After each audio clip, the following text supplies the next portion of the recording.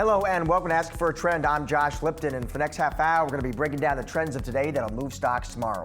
There's a lot to keep track of, so we're focusing on what you need to know to get ahead of the curve. Here are some of the trends we're going to be diving into.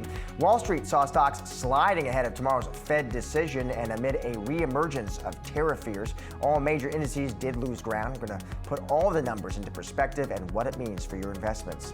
Advanced Micro Devices reported quarterly earnings today. Investors have been watching the AI chip and semiconductor company very closely. We'll have an expert breaking down what all the data really means. And it's not just about getting your portfolio in shape. We're taking a deep dive into the fitness sector. You may be surprised at how different demographics look at the wellness industry as an investment.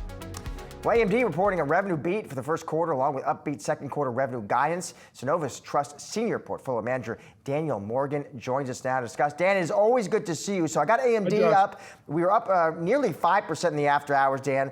Strong revenue forecast for Q2. They're looking for sales of about $7.4 billion. That does beat consensus. But what did you make of the report, Dan? Give us your initial take here. Well, it's interesting, Josh. Of course, you already reported, revenue was a beat. In terms of earnings were a beat. You mentioned the guide for the upcoming second quarter. I think the street was looking for $7.23 billion. They did 7.4 plus or minus 300 million, which puts them above the midpoint. The numbers that really stood out to me, data center came in above estimates at 3.7 billion. That was up about 57%. But client compute estimate was a little over 2 billion. They came at 2.3 billion, up 68%. So it looks like, Josh, there were a lot of worries coming into this quarter that data center would slow down in terms of the acceleration and growth, but they would make it up in client computing, and it looks like they have.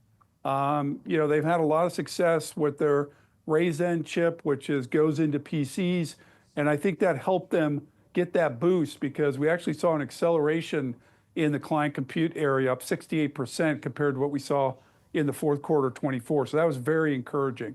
So in that client compute group, Dan, as you try to think through, the health and resilience of the PC market over 2025, what does it look like to you?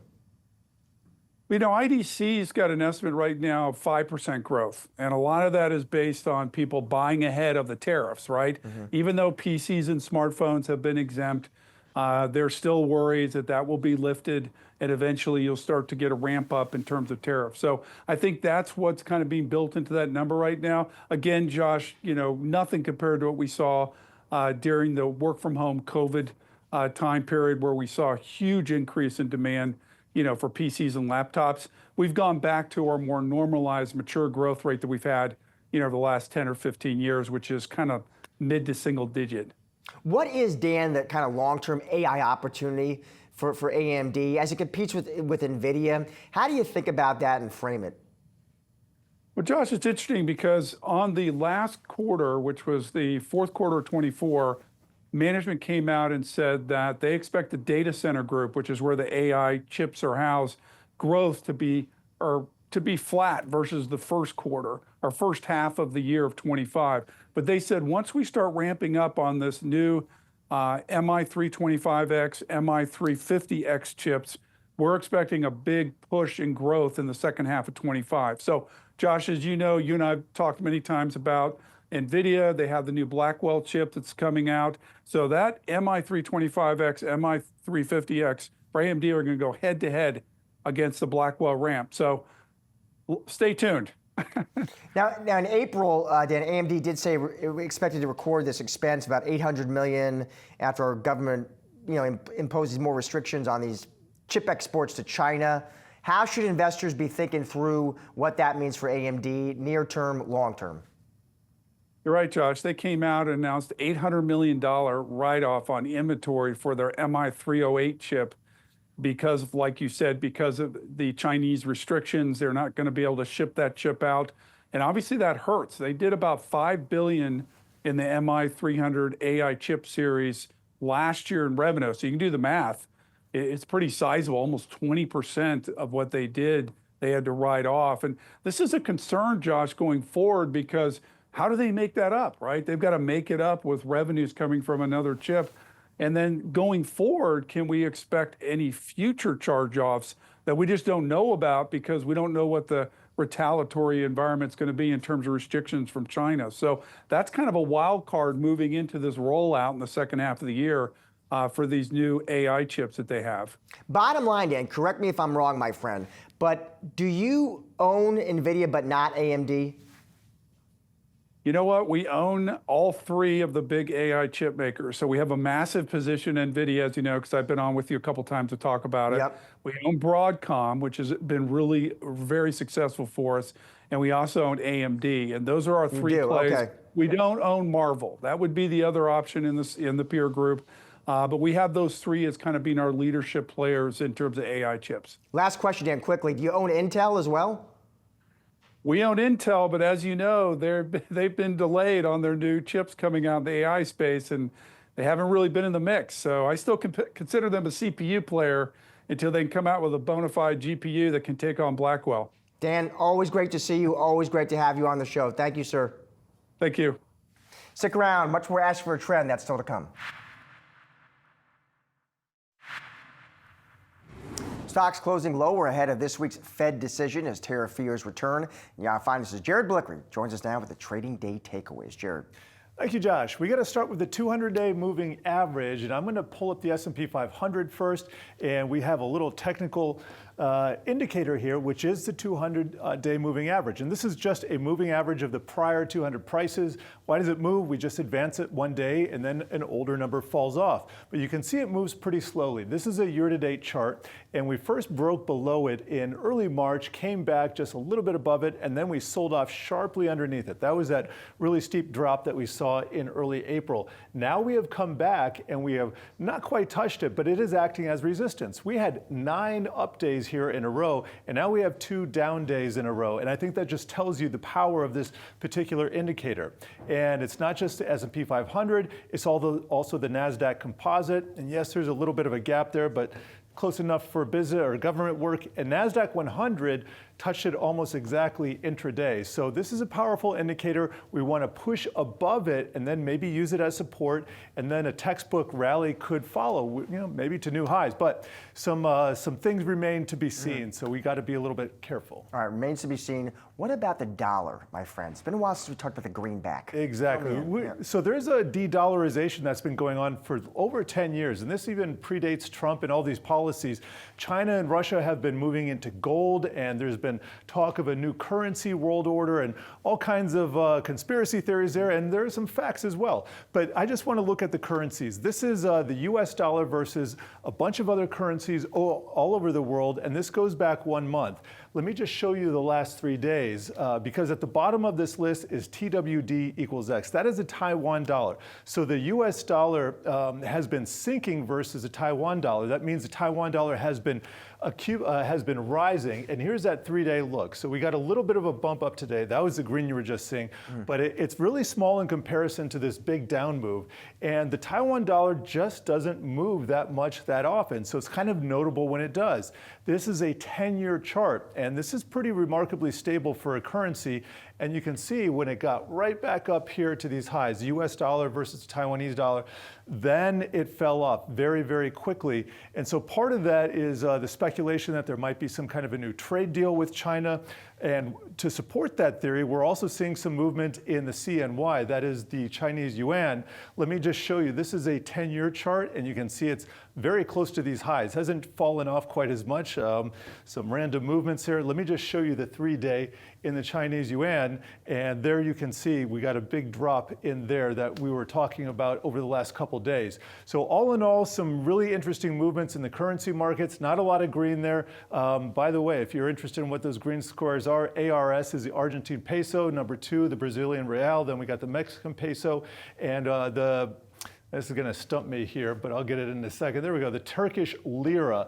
So kind of emerging market currencies, US dollar doing well against, but for the most part, the US dollar has been sinking all year long. Dollar weakness brings us to our last topic, gold. Yes, let us get to some gold talk here because gold is almost at another record. Didn't get to put record in there, but we have some golden opportunities. And so let's chart the yellow metal and see what it has been doing technically lately. We just had a 2% move off of recent lows today and a 2% plus move yesterday. So that's two back to back, and that's pretty important because you don't see gold moving that quickly, that fast, that often, except when it really means it. So here's a year-to-date chart in gold, and you can see on a closing level, it has gotten to a new record.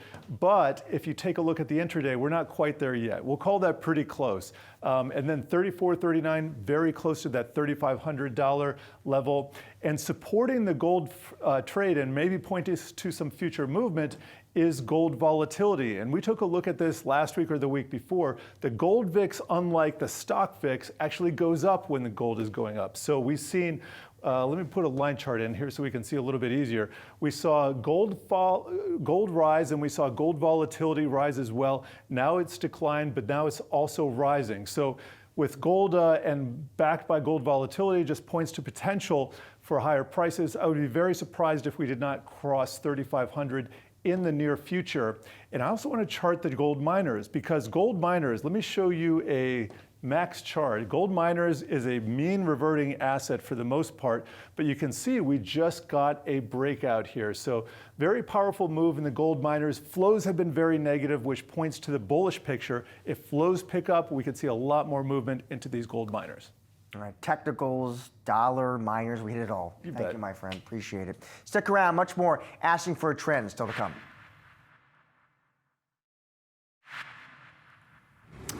B of A data showing Gen Z and millennials are increasingly prioritizing their health, leading to some bullish commentary from Bank of America. Let's welcome in now Alex Perry, B of A Securities leisure analyst. For more, Alex, great to see you on set. Hey, thanks, Jinx. Thanks for having me on here.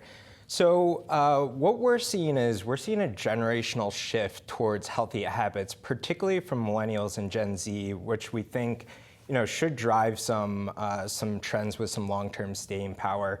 So particularly in the data, a couple things that we've seen are we see that Gen Z is spending 2.8 times more than older generations, particularly baby boomers, on fitness. So how much more, Alex? 2.8 times more than baby boomers on fitness. Sure. And even more interestingly, millennials, which represent the largest spending cohort for fitness, are spending 3 times more than baby boomers on fitness. So we think that, and when we say fitness, we mean going to the gym. Like how we what do we mean by fitness? Yes. So we would define that as fitness clubs. Okay. So think of Lifetime, Planet Fitness, traditional sort of brick and mortar fitness is how we would define that. So we're increasingly seeing these younger demographics not only prioritizing fitness, but prioritizing other healthy ways of living as well. So is that like eating, drinking? That's exactly right. So really focus on healthy eating, drinking, aging, recovery. So what we're seeing is millennials and Gen Zs are drinking. They're drinking less and exercising more. So one of the ways we looked at the data is that we see that spending on non-alcoholic beer and seltzer equivalent is averaging 28 points higher than the alcohol equivalent since 2021. So it's really interesting sort of how they're behaving. They're also doing other things, focused on other wellness modalities. They're focused on healthy aging, healthy recovery.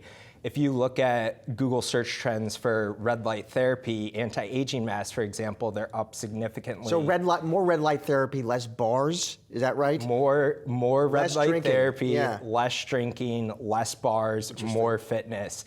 And we think this has some real staying power for our stock coverage as well. What about, Alex, if the economy does stumble into a recession? A lot of economists come on the show and tell me the odds of that are going up. That would mean what for some of these trends in terms of gym memberships and organic food and cold plunges? Mm-hmm. No, that's a great question, Josh. So I think that what that implies, if we look at the historical data, we would see that fitness actually is relatively recession resilient. So if we go back through 2008, 2009, Lifetime was actually publicly traded at this time, a brick and mortar fitness player. And same-store sales were relatively flattish during this time period, and margins actually expanded. And I think what that tells us is that fitness is a very ingrained consumer behavior, and consumers are less willing to drop fitness versus other pockets of discretionary spend. So we actually think that the fitness players are recession resilient, and maybe you're going to ask about tariffs, which we think that they're a great place for investors to avoid tariff-related uncertainty. They're a place of tariff relative resilience? Relative resilience, that's right. So there's probably some small fitness equipment sourcing exposure, but no direct tariff exposure for the fitness players. And we think that is a very interesting investment characteristic here. Let's give viewers a way to play it. Your top, we were talking off camera, top wellness pick, Lifetime Group. How come? Lifetime. We think they fit squarely in the middle of what we view as these younger generations prioritizing healthy ways of living. So they were really quick to identify some of the fastest growing leisure and wellness trends. A great example of this is pickleball. We've seen an absolute surge in the popularity of pickleball. And I think Lifetime quickly identified this trend, and they started rolling out pickleball to the majority of their clubs. So over 80% of their clubs now have pickleball, and they're now the largest provider of pickleball in the US. Cold exposure therapy, which we talked a little bit about earlier, they've been quick to sort of be on this trend, and they're rolling out cold plunge tubs to a lot of their clubs. So we think that they have identified these trends, they're rolling them out to the clubs, and that's warranted a really premium member experience. Have you guys ever thought about the data, how the role of sort of influencers on these trends? Some of the trends you're talking about, I think of like the Andrew Hubermans out there. Yep. They talk a lot about these trends. I just wonder what kind of role could that be playing here? Yeah, no, it's a great question. I think it absolutely plays a huge role. We see increased social media influence on our stock coverage. TikTok, for instance, one of the data feeds that we really look at is TikTok social media engagement. And I think one of the things we find is that increased social media engagement leads to more buzz around different concepts. A great example of this, and another wellness pick that we called out, is Shark Ninja. They're very good about... Why Shark Ninja? So Shark Ninja has been, if we were to think about fitness from a experience and then from a consumer product standpoint, Shark Ninja really offers an expanding wellness portfolio of product. The most recent example is the Shark CryoGlow mask, which is a red light therapy anti-aging mask. And they are incredibly good about debuting and building buzz around their product on social media, particularly on TikTok. Alex, thank you so much for your time today. Super interesting trend. Appreciate your time in those picks. That was great. Thanks a lot, Josh. Thanks for having me on. All right, time now for What to Watch. All eyes will be on interest rates. The Federal Reserve is wrapping up its May meeting, and policymakers are tasked with evaluating the economic landscape. They want to see if adjustments to interest rates should be made. Decision comes amid tariff policies from the White House and other factors. We will carry Federal Reserve Chair Jerome Powell's announcement right here on Yahoo Finance. That's live tomorrow, Wednesday at 2 p.m. Eastern. Going to turn to earnings now. Several companies are reporting tomorrow. We're going to be watching Oxy, AMC, Beyond Meat, and Zillow, just to name a few. For online marketplace Zillow, this quarter, analysts are expecting Zillow's revenue to grow 11.4% year on year. That would be to $589.4 million. There has been positive sentiment among investors in the real estate services segment, with share prices up around 9% on average over the last month alone. And be sure to tune in tomorrow. You're going to want to watch our sit-down interview with the CEO of shipping giant FedEx. Our very own Julie Hyman is in Memphis at the company's HQ. We're talking tariffs, leadership, and how FedEx is navigating deliveries in uncertain economic times. Well, that is a wrap on today's Ask for a Trend. Be sure to come back tomorrow at 4:30 p.m. Eastern for all of the very latest market-moving stories affecting your wallet. Have a great night.